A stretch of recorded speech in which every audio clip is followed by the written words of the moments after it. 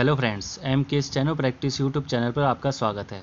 आज की वीडियो में आपको आरआरबी क्लर्क तथा पीओ का जो नोटिफिकेशन आया है उसके बारे में बताया जाएगा। उसकी संपूर्ण जानकारी आपको इस वीडियो में मिलेगी, जैसे कि exam dates, local language, age तथा फीस के बारे में जो चेंजेस किए गए हैं, education qualification, exam pattern, exam centre तथा एग्ज़ाम से रिलेटेड कोविड-19 की वजह से जो भी सेफ्टी रीजन की वजह से जो भी मापदंड अपनाए गए हैं उसके बारे में भी आपको बताया जाएगा, तथा इम्पोर्टेंट डेट्स जैसे कि फॉर्म फिल करने की डेट, प्री एग्ज़ाम्स की डेट, मेंस की जो डेट इस नोटिफिकेशन में दी गई है उसके बारे में भी आपको बताया जाएगा।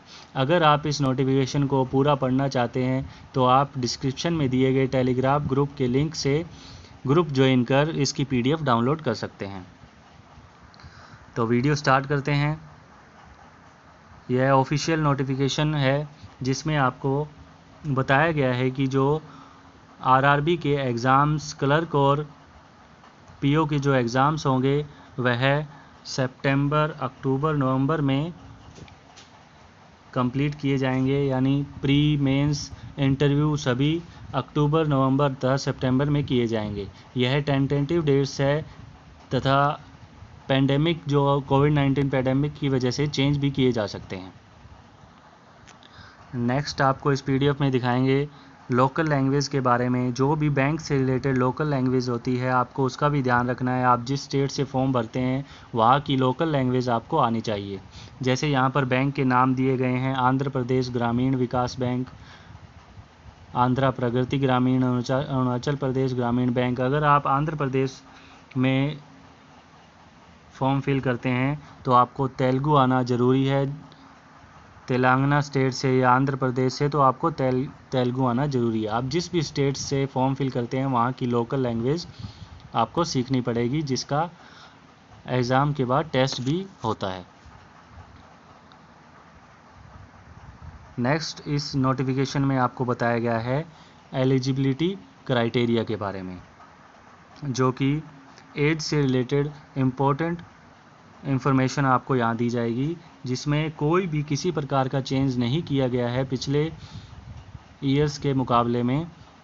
जो ऑफिसर स्केल 3rd होता है उसमें 21 से 40 के बीच में जो एज वाले कैंडिडेट हैं वह फॉर्म फिल कर सकते हैं। ऑफिसर स्केल 2nd में 21 से 32 के बीच में, ऑफिसर स्केल 1st में 18 से 30 के बीच में जो कैंडिडेट है वह फॉर्म फिल कर सकते हैं। तथा जो ऑफिस असिस्टेंट क्लर्क का एग्ज़ाम होता है उसकी एज 18 से 28 रखी गई है, जो कि पिछले ईयर्स के तरह सेम है।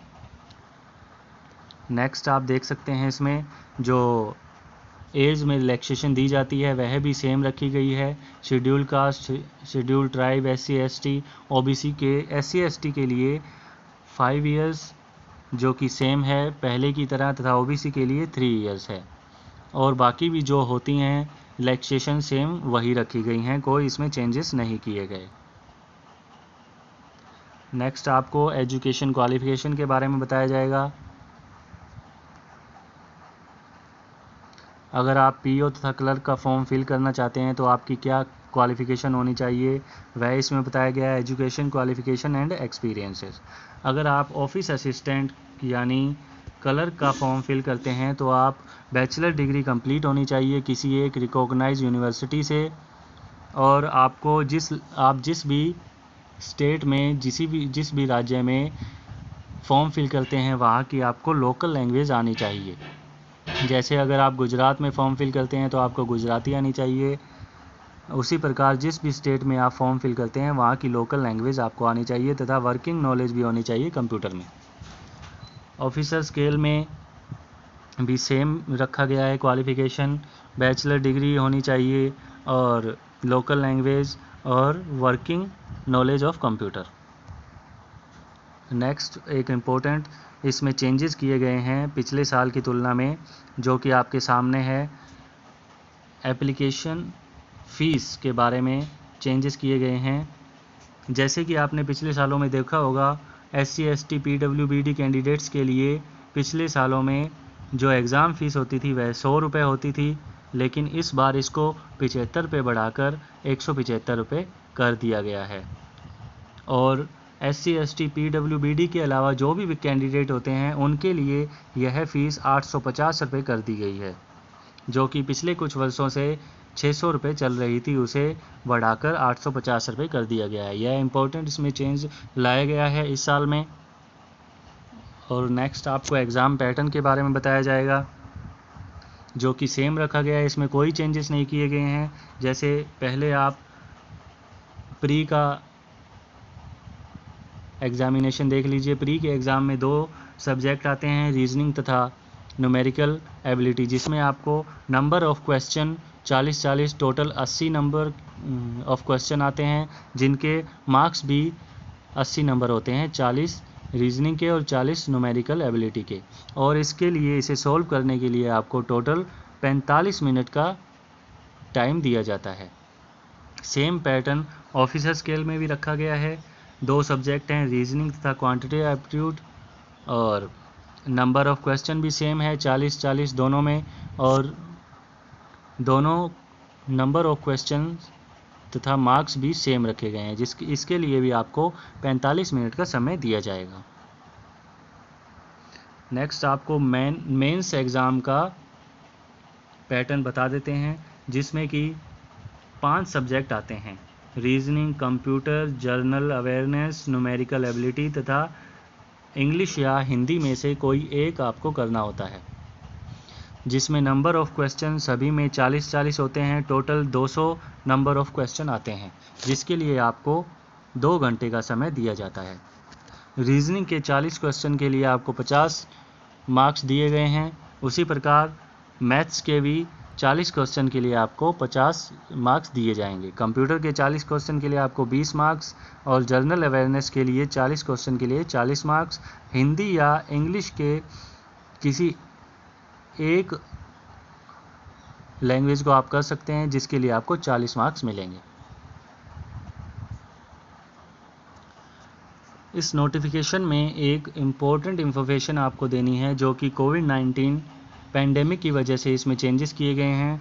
अब आप एग्ज़ाम देने जाएंगे तो items permitted into the venue of candidate, जो भी आइटम्स आप एग्ज़ाम सेंटर में ले जाते हैं उसकी लिस्ट आपको यहाँ दी गई है, जो कि मोस्ट इम्पॉर्टेंट है। Mask wearing A mask is compulsory, mask पहनना बहुत ही कंपलसरी है, जो कि आपको पता ही होगा कोविड-19 की वजह से मास्क को कंपलसरी कर दिया गया है एग्ज़ाम्स के लिए भी। और ग्लव्स, आपके हाथों में ग्लव्स होने चाहिए। पर्सनल ट्रांसपेरेंट वाटर बॉटल, पहले जैसे नहीं, आपने देखा होगा आपको एग्ज़ाम सेंटर पे ही पानी मिल जाता था, लेकिन अब कोविड-19 की वजह से आपको पर्सनल ट्रांसपेरेंट वाटर बॉटल साथ लेके जानी पड़ेगी, और पर्सनल हैंड सैनिटाइज़र भी आपको ले जाना पड़ेगा 50 ml का, और एक सिंपल पेन। एग्ज़ाम से रिलेटेड जो भी डॉक्यूमेंट होते हैं, call letter, admit card, ID card in original और उसकी फ़ोटोकॉपी,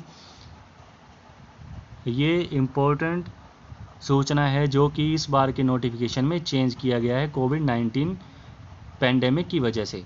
यह लिस्ट आप एक बार फिर से देख लीजिए। एक मास्क कंपलसरी है, हाथों में आपके ग्लव्स होने चाहिए, पर्सनल ट्रांसपेरेंट वाटर बोतल भी होनी चाहिए, पर्सनल हैंड सैनिटाइज़र 50 ml का, एक सिंपल पेन, और एग्ज़ाम से रिलेटेड जैसे call letter, ID, original ID की फ़ोटोकॉपी आप साथ में ले जा सकते हैं।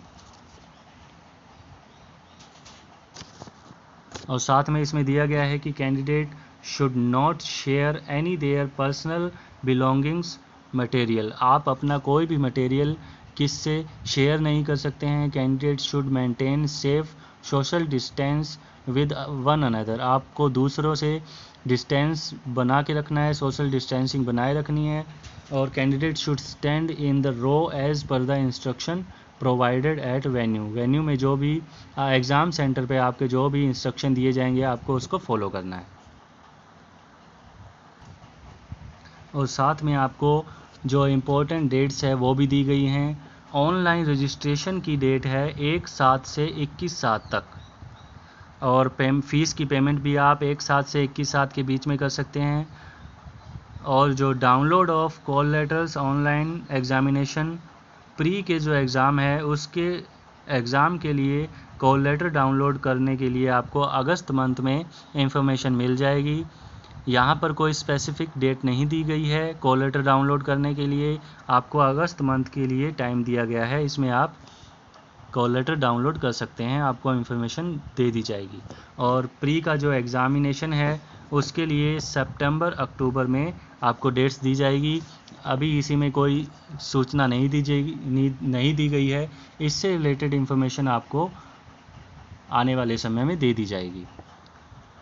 और जो प्री का रिज़ल्ट है वह आपको अक्टूबर में मिल जाएगा।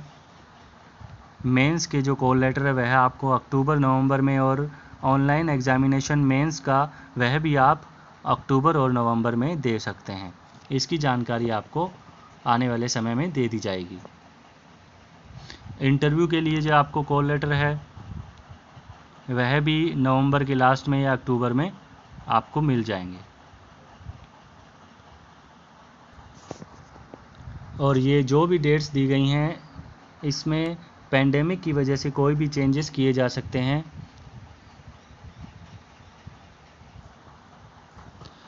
आरआरबी नोटिफिकेशन से रिलेटेड जो भी इम्पोर्टेंट सूचना थी वह मैंने आपको दे दी गई है। अगर आप इसकी पीडीएफ डाउनलोड करना चाहते हैं तो आप डिस्क्रिप्शन में दिए गए टेलीग्राम ग्रुप्स को ज्वाइन कर इसकी पीडीएफ डाउनलोड कर सकते हैं। धन्यवाद।